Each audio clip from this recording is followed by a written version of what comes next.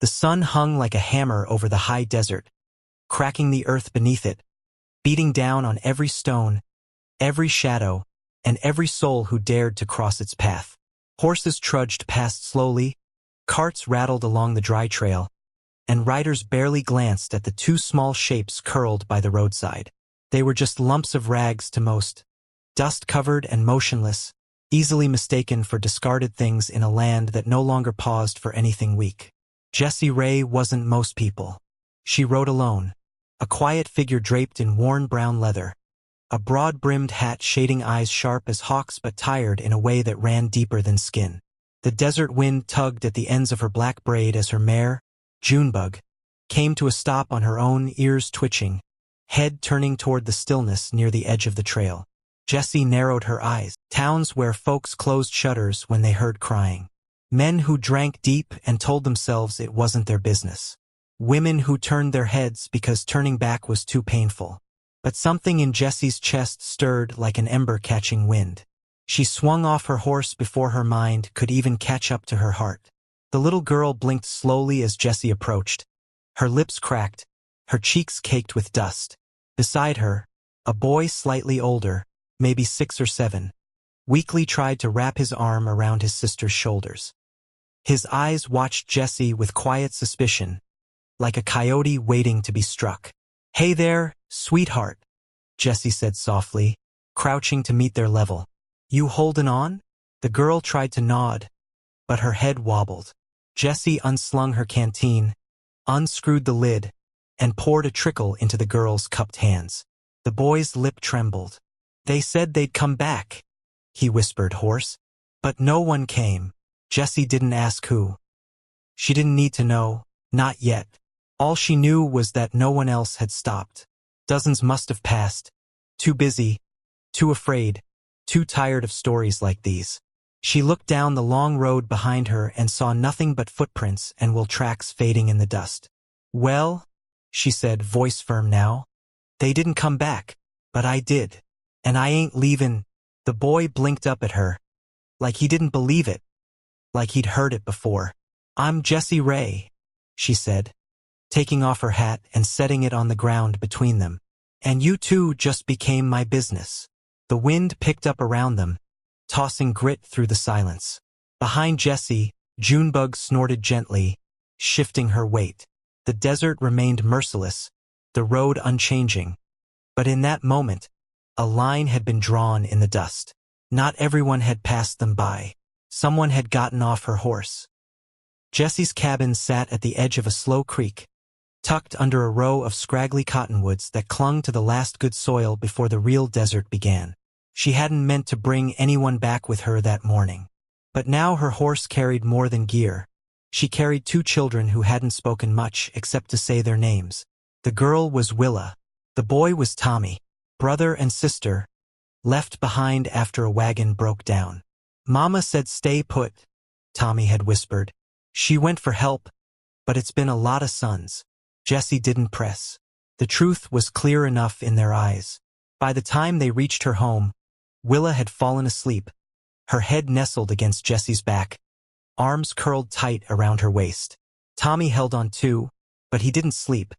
His little face peeked over Jessie's shoulder, eyes always watching the horizon behind them, as if afraid it might bring something worse than being abandoned. Jessie had seen that look before, not just in war, not just in outlaws. In children, in people who'd been let down so many times, they stopped hoping for rescue. She remembered it in her own brother's face, the night their father rode off and never came back. Inside the cabin, it was cool and quiet. A fire burned low. She hadn't had visitors in years, certainly no children, but she made do. Blankets on the floor, fresh well water in tin cups, dried apples and flatbread, softened in broth. The kids didn't eat fast, they didn't even seem to trust the food, but eventually the hunger won. Little hands scooped and sipped like they didn't know when their next meal might come. Jessie sat by the window, cleaning her rifle out of habit, pretending not to watch. When Willa fell asleep again, curled like a kitten under one of Jessie's old army coats, Tommy finally spoke. "Why'd you stop?" She looked at him, quiet for a moment. Would have haunted me if I didn't. He studied her with wide, knowing eyes.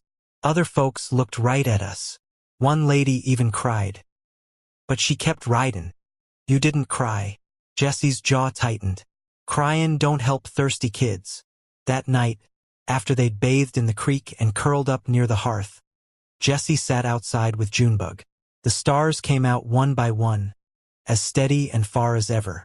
She scratched the mare behind the ears and sighed. This wasn't the plan, girl.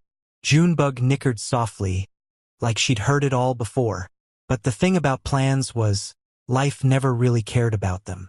Inside her cabin, 2 children who should have died in the dust were now breathing deep, wrapped in warmth. Safe. And Jessie, the loner, the woman who had shut out the world for years, now found herself listening to the sound of tiny feet against her wooden floors and wondering what came next. What would she do if their mama never came back? Would she ride out to find her? Or was she already too late? The next morning, Jessie saddled Junebug at dawn. The kids were still asleep, tangled in each other like vines, the warmth of the fire holding them steady. But Jessie couldn't rest, not knowing. Somewhere out there was a mother who had left her children by the roadside, and Jessie needed to believe she had meant to come back. Because if she didn't believe that, what would it mean for the kind of world they all lived in? She packed light, just her canteen, rifle, jerky, and a worn photo she'd found in Tommy's pocket. It showed a young woman in a blue dress, smiling with tired eyes, holding Willa as a baby. Jessie memorized the lines of her face, then tucked it safely into her coat. The road was cruel, just like it had been the day before. Buzzards circled overhead. Wagon tracks had mostly been erased by the wind, but Jessie followed what was left, scanning for signs. A broken wool spoke, scraps of cloth snagged on brush, a trail of desperation. About 8 miles out, she found the wreck. A splintered wagon lay half-collapsed in a ditch, its axle snapped clean through. Nearby, boot prints led off toward the hills. Jessie dismounted and followed them on foot, boots crunching over dry brush, eyes narrowed against the glare. Then she saw her, a woman, lying face down among the rocks, her hands blistered raw, dress torn, sun-bleached beyond recognition. Jessie's heart thudded like hooves in her chest. She rushed forward, turned the woman over. It was her, the same woman from the photo. Her lips were cracked and blue, her breath shallow, but she was alive. Jessie poured water into her mouth in slow drips, pressing the canteen gently against her skin, whispering, "Stay with me. Just a little longer." The woman stirred, her eyes fluttering open. "Kids?" she rasped. I couldn't find help." Jessie nodded, tears pricking her eyes. "They're safe. They're with me now. You held on long enough. You made it matter." The woman wept soundlessly. Jessie wrapped her in a blanket and hoisted her onto Junebug, then began the long walk home on foot, leading them through the midday heat, one step at a time. By the time they reached the cabin, the children were waiting outside, bare feet planted in the dust, eyes wide. "Mama!" Willa cried, running forward, arms stretched. Tommy froze. The boy didn't cry. He didn't run. He just stood there, shaking. Their mother reached out from Junebug's saddle, too weak to climb down, but strong enough to pull them close. "I told you I'd come back," she whispered, breaking down. "I didn't know how, but I did."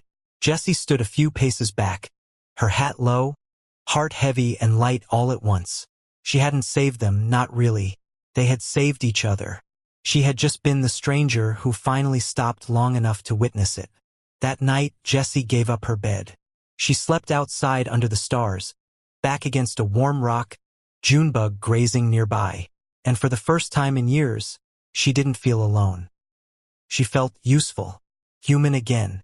The world might be cruel, but people could still choose to be kind. Weeks passed, and with each sunrise, the cabin by the creek grew a little louder, a little warmer. The children began to laugh again, tentatively at first like they were testing the air. Jessie watched them closely, learning the shape of their joy. Willa's tiny giggle when Junebug nuzzled her cheek, Tommy's fierce concentration as he learned to whittle with Jesse's old pocketknife. Their mother, Maribel, grew stronger every day, her sunburn healing, her eyes clearing. At first, she tried to leave. "I can't be a burden," Maribel had insisted, voice tight with shame. "You don't know me, Jesse. You didn't owe us this." But Jesse just handed her a basket of carrots to wash and said, "Reckon the land's got more use for a strong woman than more ghosts." She didn't owe them, it was true. But kindness wasn't about debt. Each day, the cabin transformed. Jesse rebuilt the old shed into a second room. Maribel planted herbs by the creek. The kids painted rocks and lined them along the path. And Jessie, the woman who had lived in silence for nearly a decade, began to hum again. Little tunes from a time when her heart hadn't been so guarded. Then came the letter. It arrived on horseback, delivered by a passing trader who tipped his hat and rode on. Maribel opened it with trembling hands. Her face crumpled as she read. Her husband, presumed dead in a mining collapse months ago, had been found alive in a distant county hospital. A list of injuries, a plea for forgiveness, a note scribbled in shaky writing. "Tell the kids I never stopped trying." For a moment, no one spoke. Then Willa whispered, "He's coming back?" Maribel wiped her cheeks, nodded. Jessie's throat tightened. She smiled anyway. "That's good," she said. "Real good." She knew what came next. She wouldn't ask them to stay. She wouldn't ask for something that was never hers to begin with. But 3 days later, Maribel stood at Jessie's porch, bags packed, kids in clean clothes, and said quietly, "You could come with us." Jessie blinked. "Me? You saved us. Not just our lives. You gave us the part of ourselves we'd lost, the part that hopes again. You're part of us now, whether you like it or not." Jessie looked at the children, at Tommy's brave little nod, Willa's hand stretched toward hers, and the woman who had once chosen a life alone, who had believed she had nothing left to give, realized something powerful. Some families are born in blood. Others are born in dust, in heat, in desperate moments when the world turns away. And one person doesn't. She stepped off the porch and hugged them all. "I'll ride with you as far as town," she said with a smile. "Then we'll see." And when they rode out that morning, for heart strong, with Junebug leading the way and the sun rising at their backs, Jessie knew. The world hadn't changed, but she had, because in the middle of a dry, merciless land, she had gotten off her horse and found a reason to keep going. Final message: the smallest act of compassion, just stopping, just seeing someone, can save a life. And sometimes, in saving others, we save ourselves. Months later, the land had changed. Not the sun. It still blazed overhead like a cruel judge, but something else had shifted. The dusty roads that once led only to heartbreak now led to something like hope. Jessie Ray stood beside a whitewashed barn just outside the small town of Bell Rock, hammering the last nail into a wooden signpost. The sign read, "The Way House, food, water, rest." No one turned away. It was Maribel's idea. Her husband, Emmett, had finally healed enough to walk again, and together they had built something out of the pain.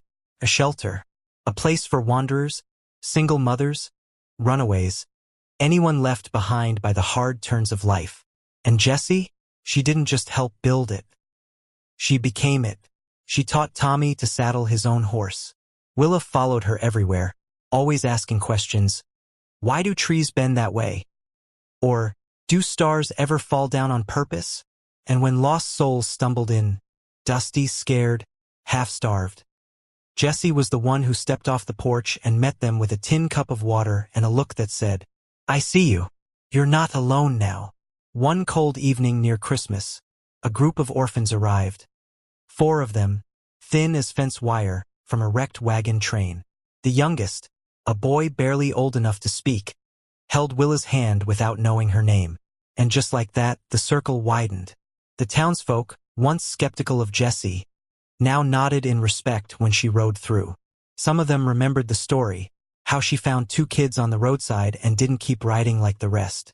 That tale grew, became legend. School teachers told it to children. Mothers whispered it in rocking chairs. They didn't call her Jessie Ray anymore. They called her the cowgirl who stopped. Not because it was dramatic, because it was true. One day, Jessie walked out to the same road where she'd found Willa and Tommy. The sun was setting behind her, and she saw two travelers, a woman and a child, standing where the kids had once lay. The woman looked lost, the child, afraid. Jessie dismounted Junebug, walked over, offered her water. "Long road?" she asked. The woman nodded. "Too long." "Well," Jessie said, smiling gently, "you've reached the right place." And just like that, the story began again. Final reflection. Kindness echoes. One woman got off her horse, and because of that, others learned to stop too. The road is still hard. The world still harsh. But every time someone chooses compassion over convenience, the world softens just enough to let something beautiful grow. Some heroes ride in with guns. Others just get off a house like sunlight into old wood. Enough time for children to grow into teens, and for Jessie Ray's once black braid to streak silver. Bellrock had changed too. The dusty town that once turned its face from hardship now hosted a small clinic, a traveling schoolteacher, and a humble little chapel that doubled as a food pantry. Folks said the spirit of the place had changed. Like kindness had caught hold and wouldn't let go. But for Jessie, change didn't come from buildings. It came from the people. Willa, now 13, helped cook meals and stitched blankets for new arrivals. Tommy, tall and quiet like Jessie herself, trained colts and offered free riding lessons to local kids who'd never touched a horse. Maribel ran the wayhouse like a general, with warmth, with strength, with gratitude. And Emmett, still limping, still kind, grew vegetables like miracles out of the hard desert soil. One morning, Jessie awoke before the sun, her bones aching in ways she'd come to accept. She brewed coffee, sat on the porch, and watched the horizon. It had become her ritual, not to look for trouble, but to watch for those who were lost. She didn't have to wait long. A boy, maybe 9, trudged alone down the trail. No shoes, torn shirt, dried blood on his lip. Jessie stood up, heart steady, walked out to meet him like she'd done 100 times before. "You hungry?" she asked softly. He looked up at her, defensive, braced, like a stray animal. She didn't flinch. She didn't ask questions. She just held out her hand. He took it. That night, after supper, Willa curled up beside Jessie on the porch swing, resting her head on the older woman's shoulder. "Why do you keep doing this?" she asked. "There's so many. We can't help them all." Jessie looked out into the dark. The stars blinked above them, timeless and cold. But her voice was warm when she answered. "No, we can't help them all," she said. "But that doesn't mean we stop helping the ones we can." Willa was quiet for a long time. Then she whispered, "I want to be like you." Jessie smiled, brushing a strand of hair from the girl's cheek. "You already are." The next morning, it was Willa who rose first. It was Willa who saw the mother with twin babies walking the ridge, lost and sunburned. And it was Willa who ran, to meet her, water in one hand, blankets in the other. Jessie watched from the porch, tears in her eyes. Not sad tears, not even proud ones, just full. Because this was how kindness survived. Not in grand gestures, not in newspapers or statues, but in the quiet, daily decision to see people, to reach for them, to stop when the world tells you to keep riding. That evening, Jessie sat at the edge of the creek, her feet in the cool water, Junebug grazing nearby. She closed her eyes and breathed in the scent of sagebrush and wood smoke. And in that still moment, she knew. Her time on the trail was almost done. But her trail would never end. Because the ones who come after, they remember. They remember the cowgirl who got off her horse. And they keep walking. And they keep helping. And they keep the world turning gently forward, one act of mercy at a time. Final closing message. Even when the world looks away, one person's compassion can light a path for generations. Jessie Ray didn't set out to be a hero. She just stopped, and in doing so, reminded us that the truest power lies not in what we ride past, but in what we choose to stop for. The seasons rolled on like wagon wheels, and with them, the years.